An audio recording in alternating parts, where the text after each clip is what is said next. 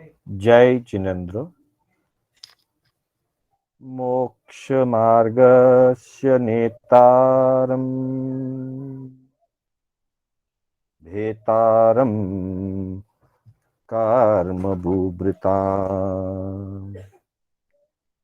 ज्ञातारम् विश्वतत्त्वानाम् वन्दे तद्गुणलब्धये। वन्दे तद्गुणलब्धये। अनंत उपकारी चरम तीर्थंकर श्रमण भगवान महावीर को वंदन। प्रभु की परंपरा में विचरण करने वाली समस्त चारित्र आत्माओं को वंदन।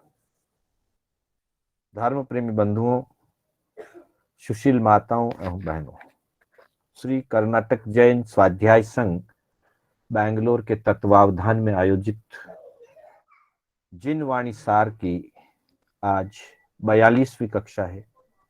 मैं आप सभी का हार्दिक स्वागत एवं अभिनंदन करते हुए आपका आभार मानता हूं कि आप नियमित इस कक्षा में जुड़ रहे हैं और ज्ञान दर्शन चारित्र की आराधना में अग्रसर बन रहे हैं। बंधुओं, अभी हमारी कक्षा मार्गानुसारी के आधार पर चल रही है और मार्गानुसारी के 35 बोलों में से हमने गत कक्षाओं में 18 बोलों की चर्चा की है, जिनमें न्याय संपन्न ग्रस्त धर्म, सदग्रस्त की पाप भीरुता, सदग्रस्त की ग्रह सुरक्षा, सदग्रस्त की सत्संगति एवं माता पिता की सेवा, सदग्रस्त का बुद्धि युक्त धर्म श्रवण और सदग्रस्त का जीवन समन्वय, इन पर आधारित 18 बोलों की चर्चा की। आज हम सदग्रस्त की अतिथि सेवा भावना को मुख्य आधार बनाते हुए कुल 3 बोलों की चर्चा हम आज करेंगे। 19वां बोल, 20वां बोल और 21वां बोल, जिसमें योग शास्त्र के प्रथम प्रकाश का यह 53वां श्लोक है, जिसमें आचार्य हेमचंद्राचार्य फरमाते हैं, यथावद्दतिथौ साधौ दीने च प्रतिपत्तिकृत सदा नभिनिविष्टश्च पक्षपाति गुणेषु च। यथावद्दतिथौ साधौ दीने च प्रतिपत्तिकृत सदा नभिनिविष्टश्च पक्षपाति गुणेषु च। बंधुओं, इस श्लोक में मुख्य रूप से 3 गुणों का, 3 बोलों का संकेत किया गया है। पहली पंक्ति में कहा है, यथावत अतिथौ साधौ दीने च प्रतिपत्तिकृत, अर्थात यथा योग्य सत्कार करना चाहिए,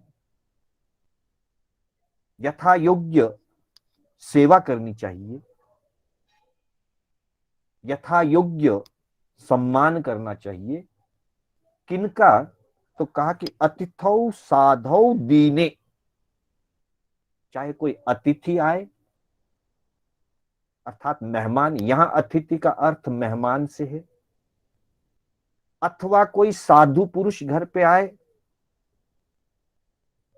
कोई श्रमण, कोई निर्ग्रंथ, कोई सन्यासी, कोई ऋषि मुनि, निर्ग्रंथ भी हो सकता है, अन्य धर्मावलंबी भी हो सकता है, कोई भी प्रकार का साधु पुरुष, आत्म साधक महात्मा ऋषि मुनि घर पे आए,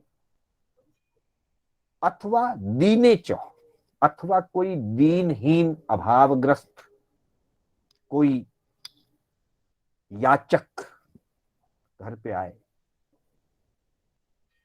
इन सभी के साथ में यथावत, यथावत का अर्थ है जो जिस योग्य है अथवा जिनकी जो मर्यादाएं हैं, जिनकी जो सामाचारी है, जो नियमावली है, उन नियमों के अनुसार, उस व्यवस्था के अनुरूप और उस स्तर के अनुरूप अतिथि के साथ, मेहमान के साथ मेहमान नवाजी करना। ऋषि मुनि महात्मा आए तो आदर पूर्वक भाव विभोर होकर के मुनि अथवा साधु पुरुष के प्रति भक्ति, विनय और बहुमान के साथ उन्हें आहार आदि का दान देना। और कदाचित कोई दीनहीन याचक, अभावग्रस्त कोई व्यक्ति आकर के याचना करे तो उसे प्रेम पूर्वक, सहृदयता से, सेवा और सहयोग की भावना से देना। तात्पर्य यह है कि जो भी हमारे दरवाजे पर उपस्थित हो, जो जिस स्तर का मालिक है, जो जिस स्तर पर जीवन जी रहा है, उसके उस स्तर के अनुसार यथावत सत्कार सम्मान करना चाहिए। किसी को निराश करके नहीं भेजना, किसी को जानबूझ करके खाली नहीं भेजना।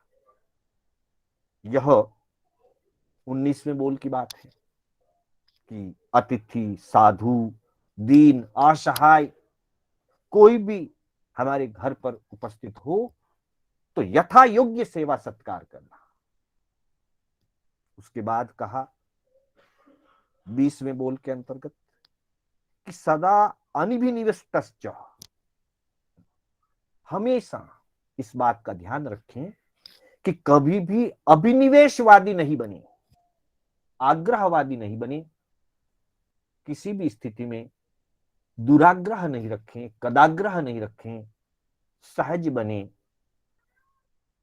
किसी भी स्थिति को अच्छी तरह से समझे बिना, जाने बिना, पूर्वाग्रह के कारण अपने मन में गांठ रख करके अथवा अपने मन में मैं जो कह रहा हूं वही सही है, बाकी सब कुछ गलत है, ऐसा अभिनिवेश रखते हुए इस प्रकार की अपनी धारणा नहीं रखें। कई बार हम अपनी बात के प्रति, अपनी मान्यता की पकड़ के प्रति हम दुराग्रह पालते हैं और कभी कभी किसी व्यक्ति विशेष के प्रति भी हमारे मन में दुराग्रह होता है। हम पहले से ही अपने मन में कंसीव करके रखते हैं कि यह तो ऐसा ही है, ये कभी सुधर नहीं सकता, ये तो हमेशा झूठ बोलता है।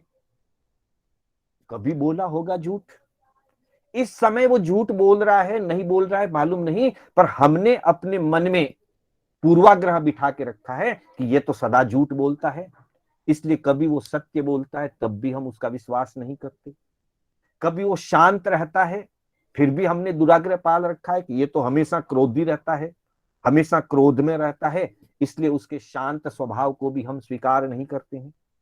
इस प्रकार का दुराग्रह नहीं रखना चाहिए। कभी भी दुराग्रह में रह करके कोई निर्णय नहीं लेना चाहिए। और आखिरी चरण में कहा है पक्षपाती गुणेषु च, हमेशा गुणों का पक्षपाती होना चाहिए। अर्थात जहां गुण है उसका समर्थन करना चाहिए, सच्चाई का समर्थन करना चाहिए, गुणों का पक्षपात करना चाहिए। व्यक्ति का पक्षपात नहीं करना, परंपरा का पक्षपात नहीं करना, बल्कि जो अच्छाई है, जो सद्गुण है, उसका पक्षपात करना। यहां पक्षपात का मतलब है समर्थन, गुणों का समर्थन करना, चाहे वो किसी भी व्यक्ति में हो, और दोष है तो उससे दूर हटना। दोष है तो उसको बताना, फिर वो चाहे मेरा अपना भी क्यों ना हो। मैं जिस व्यवस्था से जुड़ा हूं, मैं जिस परंपरा से जुड़ा हूं, मान लीजिए उस परंपरा में भी कोई गलत धारणा बन गई है, कोई गलत प्रवृत्ति घुस गई है, तो यह तो मेरी परंपरा है, ऐसा सोच करके हम उसका समर्थन करें, यह उचित नहीं है। अतः कहा पक्षपाती गुणे सूचो, गुणों का पक्षपात होना चाहिए, गुणों का समर्थन होना चाहिए। राग भाव के कारण सिर्फ अपना है इसलिए समर्थन नहीं करना, चाहे दोष भी हो, ऐसा नहीं। और द्वेष भाव के कारण दूसरों में गुण होने पर भी उनका विरोध करते हैं, ऐसा भी नहीं। प्रायः राग द्वेष के कारण जहां हम राग भाव करते हैं, वहां दोष होने पर भी हम उसको छिपाते हैं अथवा उसका समर्थन कर देते हैं, और द्वेष बुद्धि होने पर गुणों का भी हम विरोध कर देते हैं, गुण का भी समर्थन नहीं करते हैं। इसलिए कहा कि पक्षपाती गुणे सूचो, गुणों का पक्षपाती होना, जहां कहीं भी गुण दिखाई दे उन गुणों को ग्रहण करना, कहीं से भी अच्छाई मिले उसको स्वीकार करना। ज्ञानियों का निर्देश है कि हमेशा अपना भाव इस प्रकार बनाओ, अपना विचार इस प्रकार बनाओ कि जहां सच्चाई है मैं उसे स्वीकार करूंगा, जो सच्चा है वो मेरा है, लेकिन जो मेरा है वही सच्चा है, ऐसा चिंतन ना बनाए। ऐसा चिंतन बनाने से हम गुणों को ग्रहण नहीं कर पाएंगे, और पूर्वाग्रह अथवा दुराग्रह से, आग्रह से ग्रसित हो जाएंगे। ये दोनों ही बातें अच्छी नहीं है। इसलिए कहा कि गुणों को ग्रहण करना और गुणों की प्रशंसा करना। ये 3 बोल आज के इस श्लोक में दिए हैं। अब हम अतिथि, दीन और जो साधु की बात कही है उसका थोड़ा सा और गहराई से हम चिंतन करें कि अतिथि का सत्कार सम्मान करने से क्या होता है, और कदाचित हम उसका सम्मान सत्कार न करें तब क्या स्थिति बनती है। हमारे गुरु भगवंतों का कथन है, और ग्रंथों में भी ऐसा वर्णन मिलता है, जैसे कि ब्रह्म पुराण के अंदर कहा गया है कि अतिथिर यस्य भग्नाशो गृहात् प्रतिनिवर्तते स दत्वा दुष्कृतम तस्मै पुण्यमादाय गच्छति। बहुत गहरी बात कही है इसमें कि अगर कोई अतिथि हमारे घर आता है, यहां अतिथि में सभी प्रकार के अतिथियों को समन्वित कर दिया गया है, चाहे वो भिक्षुक है, चाहे वो याचक है, चाहे वो मेहमान है, चाहे वो साधु है। अगर कोई हमारे घर आता है और हम उसे निराश करके भेजते हैं, अगर वो निराश होकर के जाता है, तो कह दिया कि गृहात् प्रतिनिवर्तते, किसी भी घर से अगर वो निराश होकर के जाता है, स दत्वा दुष्कृतम तस्मै, वो अपना दुष्कृत्य, वो अपना अशुभ हमारे घर में छोड़ के जाता है, और पुण्यमादाय गच्छति, और हमारे घर का जो शुभ है, हमारे घर का जो पुण्य है वो ले जाता है। एक प्रतीक रूप से कहा गया है, हालांकि कोई किसी का पुण्य ले जा नहीं सकता, कोई किसी का पाप दे नहीं सकता, लेकिन भावनात्मक दृष्टि से ये प्रतीक बताया गया है कि अगर कोई आया हुआ अतिथि, साधु, भिक्षु अगर निराश होकर के लौटता है, तो ऐसी स्थिति में हमारे पुण्य घट जाते हैं। वो पुण्य ले जाता है, ये तो प्रतीक है, ले जाने का मतलब है कि हमारा पुण्य क्षीण हो जाता है, हमारा पुण्य घट जाता है। और क्योंकि वो निराश होकर के गया है, उसका मन दुखित और व्यथित हुआ है, उसके मन को दुखाने के अंतर्गत अनायास ही सही हम निमित्त बन गए हैं, इसलिए हमारे पाप बढ़ता है। इसलिए यथा संभव, यथा योग्य, ये जरूरी नहीं है कि हम कितना दें, क्या दें, कुछ नहीं, तो नमन करके भेजें, नमस्कार करके भेजें, दो अच्छे शब्द कह करके भेजें। वस्तु की योगवाई है तो वस्तु से सत्कार करें, वस्तु की योगवाई नहीं है, अनुकूलता नहीं है, तो कम से कम मधुर शब्दों से सम्मान और सत्कार के साथ उसको संतुष्ट करके भेजें। लेकिन किसी भी स्थिति में दुत्कार करके, तिरस्कार करके, अपमानित करके, निराश करके कभी भी किसी को नहीं भेजना चाहिए। अगर हम ऐसा करते हैं तो हमारे पाप बढ़ते हैं और हमारा पुण्य घटता है। इसलिए कहा कि स दत्वा दुष्कृतम तस्मै पुण्यमादाय गच्छति। वह अपना दुष्कृत्य छोड़ जाता है, मतलब अपना पाप हमारे पास छोड़ जाता है और हमारा पुण्य ले जाता है। ले जाना या छोड़ जाने का मतलब है कि हमारा पाप बढ़ जाएगा और हमारा पुण्य घट जाएगा। इसलिए अतिथि सत्कार के संदर्भ में 5 नियम हमारे महापुरुषों ने दिए हैं कि कभी भी कोई हमारे घर पर आए, सबसे पहला है प्रफुल्लित नयनों से उसका स्वागत करें। अतिथि को देखते ही, किसी मेहमान को देखते ही, मुनि को देखते ही, अथवा किसी दीनहीन याचक को देखते ही हमारी आंखों के अंदर प्रसन्नता आ जानी चाहिए कि चलो अहोभाग्य मिला है मुझे कुछ सेवा सम्मान करने का। तो प्रफुल्लित नयनों से स्वागत करना, प्रसन्न मन से स्वागत करना, सिर्फ ऊपर से दिखाना ही नहीं आंखों की चमक, बल्कि मन के अंदर प्रसन्नता जगनी चाहिए। और तीसरा कहा मीठी वाणी से स्वागत करना, मधुर वचनों से उसका स्वागत करना। चौथा कहा कि उसकी इच्छाओं का, आवश्यकताओं का, उनकी नियमाओं का, उनकी सामाचारी का, जो जिस स्तर के व्यक्ति हैं उनकी भावनाओं का ध्यान रखना और ध्यान रख करके उसकी इच्छाओं या उसकी भावनाओं की पूर्ति करना। और सबसे आखिर में कहा पांचवा कि जब वो वापस लौटने लगे तब वापसी में 2, 5, 10 कदम उसको पहुंचाने के लिए जाना अथवा घर के दरवाजे तक पहुंचाने के लिए जाना। आता ने आदर करे, जाता करे जिकार। कोई आ रहा है तो आदर करें और जा रहा है तो जाते समय उसको जय जिनेन्द्र कह करके, यथा योग्य जिस लेवल के हैं, मुनिगण पधारे तो मथेन वंदामी कह करके घर के दरवाजे तक, और अनुकूलता है तो धर्म स्थानक तक भी वापसी में पहुंचाने जाना। यह सारी चीजें होने पर अतिथि का सम्मान होता है, यथा योग्य सम्मान होता है। अब चूंकि घर पे आने वाले अतिथि भी हो सकते हैं, घर पे आने वाले याचक भिक्षुक भी हो सकते हैं, घर पर आने वाले कोई अन्य अन्य लोग भी हो सकते हैं, तो इसको समझने के लिए एक रूपक दिया गया है। बौद्ध धर्म ग्रंथों में इसका वर्णन मिलता है। कहते हैं कि जब तथागत बुद्ध, गौतम बुद्ध विचरण कर रहे थे, एक बार का समय है, गौतम बुद्ध किसी गांव में गए और वहां पर उन्होंने एक नवयुवक को देखा कि वह अपने घर के बाहर खड़ा होकर के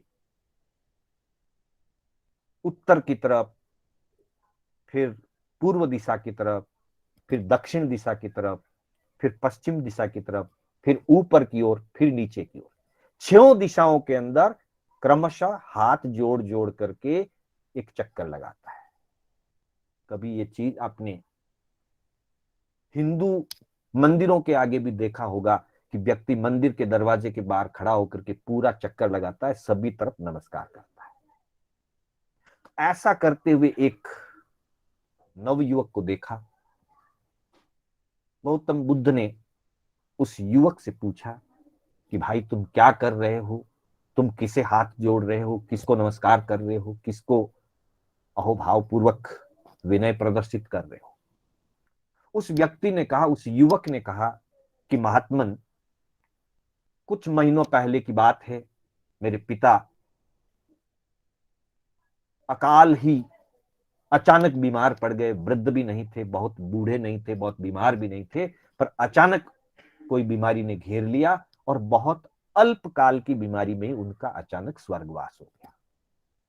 मैं भी परिपक्व नहीं था और मुझे अवसर भी नहीं मिला मेरे पिताजी को कि वो मुझे अच्छी तरह से कुछ शिक्षाएं दे सकते। तो उन्होंने मरते समय एक शिक्षा मुझे दी,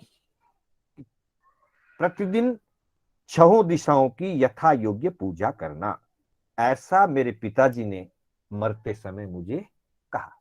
इसलिए मैं रोज घर के दरवाजे के बाहर आकर के चारों तरफ चक्कर लगाता हुआ पूरा एक परिक्रमा कर लेता हूं अपने स्थान पर, और चारों दिशाओं में उत्तर दक्षिण पूर्व पश्चिम, और फिर ऊपर आकाश की तरफ और नीचे धरती की तरफ नमस्कार करता हूं। मैं अपने पिताजी के कहे हुए वचनों का पालन कर रहा हूं। महात्मा बुद्ध ने पूछा कि तुम्हारे पिताजी ने जब ये कहा तो तुमने कुछ पूछा क्या, उन्होंने कुछ इसका रहस्य बताया क्या? महात्मन, इतना तो समय नहीं मिला, मेरे पिताजी अचानक चल बसे, बस इतना ही समझा पाए और मैं उनकी आज्ञा का पालन कर रहा हूं। गौतम बुद्ध ने कहा कि तुम बहुत आज्ञाकारी पुत्र हो, तुम बड़े समर्पित हो, तुम अपने पिता की अंतिम इच्छा की पूर्ति कर रहे हो, तुम्हें बहुत बहुत धन्यवाद। पर भाई, इसका पहले रहस्य समझ लो। तुम कर रहे हो ये अच्छी बात है, लेकिन इसके पीछे जो रहस्य उसको समझ लो कि इसमें तुम्हारे पिताजी ने क्या संदेश दिया था।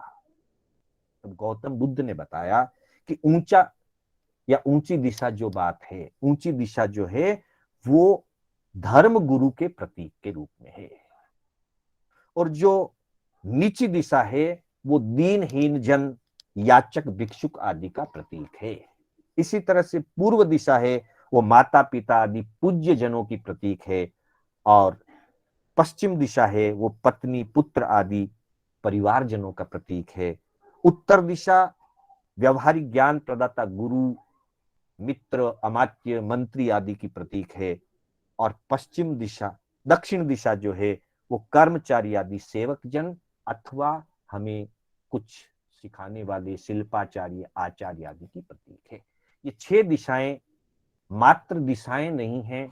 इन 6 दिशाओं के रूप में तुम्हारे पिताजी ने प्रतीक शिक्षा दी थी, अर्थात अपने अध्यात्म गुरुओं का सम्मान करना, अपने माता पिता पूज्य जनों का सम्मान करना, व्यवहारिक ज्ञान प्रदाता गुरु का भी सम्मान करना, पुत्र परिवार आदि का भी यथा योग्य आदर सम्मान और उनकी पूर्ति करना, और इसी तरह से जो कर्मचारी होते हैं, सेवक होते हैं, शिल्पाचार्य होते हैं, उनका भी यथाचित सत्कार सम्मान करना, और जो दीनहीन जन, याचक, भिक्षुक भी घर पे आए तो उनका भी मान सम्मान करना। अर्थात तात्पर्य ये नहीं है कि तुम उत्तर दक्षिण पूर्व पश्चिम की तरफ हाथ जोड़ करके और अपना कर्तव्य पूरा कर लो, वो तो प्रतीक रूप में उन्होंने कहा, लेकिन तुम्हें ये करना है कि अतिथि की सेवा करो, साधु की सेवा करो, दीनहीन की सेवा करो, पुत्र परिवार की भी सेवा करो, और अपने धर्म गुरुओं की और अपने शिक्षा दीक्षा देने वालों की और अपनी सेवा करने वाले सेवक जन आदि हैं, उन सब का यथा योग्य, जिसके लिए जो कार्य योग्य है, उचित है, उनको उस प्रकार से सबको संतुष्ट करना, यह इस 6 दिशा की यथा योग्य पूजा करना का तात्पर्य यह है। उस युवक ने तथागत बुद्ध से, महात्मा बुद्ध से इस रहस्य को जाना, और रहस्य को जान करके उसने उसी दिन से अपने जीवन में ये कार्य करना शुरू कर दिया, और उसके कारण उसका जीवन बहुत निर्मल बना, बहुत सहज बना, और वो अपने सारे कर्तव्यों का पालन करता रहा। तो तात्पर्य यह है कि अतिथि, साधु, दीनहीन अथवा कर्मचारी, हमारे सेवक, हमारे शिक्षक, जो भी जिनके साथ इन 6 चीजों के अंदर या 6 दिशाओं के अंतर्गत एक तरह से सभी लोगों को समाहित कर दिया गया है, अर्थात सबका हम यथाचित सम्मान करें, सत्कार करें और उनकी सेवा करें, उनका मान सम्मान करें। तब हमारा यह 19वां जो बोल है, अतिथि, साधु और दीन असहाय जनों का यथा योग्य सेवा सत्कार करना, यह फलित होता है। उसके बाद जो दुराग्रह और गुणग्राही की बात कही, उसके संदर्भ में हमारे महापुरुषों ने बताया कि जहां दुराग्रह होता है वहां पे व्यक्ति में दुष्टता आ जाती है, क्योंकि दुराग्रही व्यक्ति सहज नहीं रह सकता, उसमें क्रूरता आ जाती है, उसमें करुणा भाव नहीं रहता। इसलिए दुराग्रह को छोड़ना चाहिए और गुण को ग्रहण करना चाहिए, गुणग्राही बनना चाहिए। दुराग्रह को छोड़ करके गुणग्राही बनना, क्योंकि दुराग्रह जहां होता है वहां दुष्टता और क्रूरता आती है। नेक्स्ट स्लाइड में हम इसको देख सकेंगे। और जहां गुणग्राहिता होती है वहां दया और करुणा का भाव बढ़ता है। जहां दुराग्रह होता है वहां व्यक्ति उतावलापन लेता है, क्योंकि दुराग्रही व्यक्ति जो है चिंतन नहीं करता, सोच विचार नहीं करता, उसने जो माना हुआ है उसी का निर्णय कर लेता है, इसलिए उसमें उतावलापन होता है। जबकि गुणग्राही व्यक्ति में धैर्यशीलता होती है, वो धीरे धीरे चिंतन करके वस्तु स्थिति को समझ करके निर्णय करता है। और तीसरी बात कही कि जहां दुराग्रह होता है वहां आग्रह वृत्ति बढ़ती है, जिद बढ़ता है, अपने को ही सत्य मानने वाली बात बढ़ती है, एकांतवादिता बढ़ती है, व्यक्ति एकांतवादी हो जाता है, आग्रही हो जाता है, दुराग्रही हो जाता है। जबकि अगर व्यक्ति गुणग्राही बने तो गुणग्राही व्यक्ति विवेक युक्त सत्य दृष्टि से खोज करता है। दोनों में कितना अंतर है। दुराग्रही व्यक्ति आग्रह वृत्ति से अपनी ही बात को, अपनी ही सोच को सही जिद पूर्वक, आग्रह पूर्वक साबित करता है। जबकि गुणग्राही व्यक्ति होता है वो विवेक युक्त दृष्टि से सत्य की खोज करता है। सत्य की खोज करना अच्छी बात है और आग्रह वृत्ति रखना बुरी बात है। इसलिए आचारांग सूत्र में एक सूत्र दिया है, आयतुल्ला पयासी। हमेशा अपनी आत्मा के समान सभी व्यक्तियों को अपनी आत्मा के समान देखो। अर्थात मैं जो समझ रहा हूं, मेरे लिए जो अच्छा है वही दूसरों के लिए अच्छा है। मेरी आत्मा में जिस कार्य से सुख या हित होता है मैं दूसरों के लिए भी वैसा ही करूं। दूसरों के प्रति क्रूरता या दुष्टता नहीं रखूं, दूसरों के प्रति दुराग्रह नहीं रखूं। कोई मेरे बारे में अगर ऐसे विचार रखे कि ये व्यक्ति खराब है तो मुझे कितना कष्ट होता है, ठीक वैसे ही मैं अगर किसी के प्रति दुराग्रह पालता हूं तो उसको भी वैसा ही दुख कष्ट होता है। इसलिए आयतुल्ला पयासी, संसार के सभी जीवों को अपनी आत्मा के तुल्य देखना चाहिए।